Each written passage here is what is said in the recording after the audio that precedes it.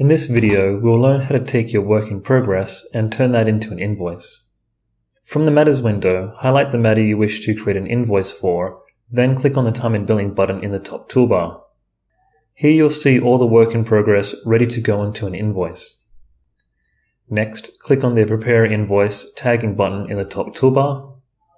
The buttons in the toolbar will change and tick boxes will appear next to the entries. If you need to go back and edit any of the entries, click on the Edit Entries Cancel Tagging button in the top toolbar.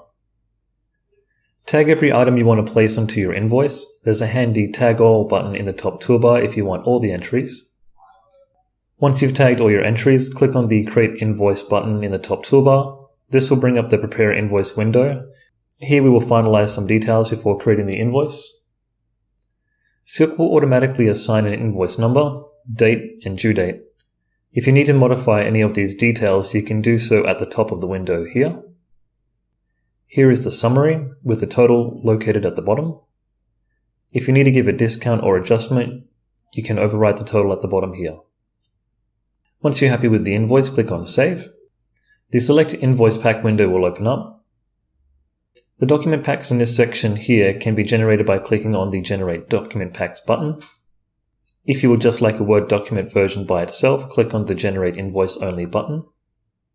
Lastly, if you just want to record the invoice in SILQ but don't want a Word document, click on the Don't Generate Anything button. Whichever option you have chosen, you have now created an invoice in SILQ. A Word document copy of the invoice should have opened up, unless you chose not to generate anything. If you would like to go back and view this invoice in SILQ, from the Matters window, highlight the matter, then click on Time and Billing in the top toolbar. Then in the View section, click on Invoices. We can see the summary of the invoice here. If you would like to view more details, highlight the invoice and click on View Invoice.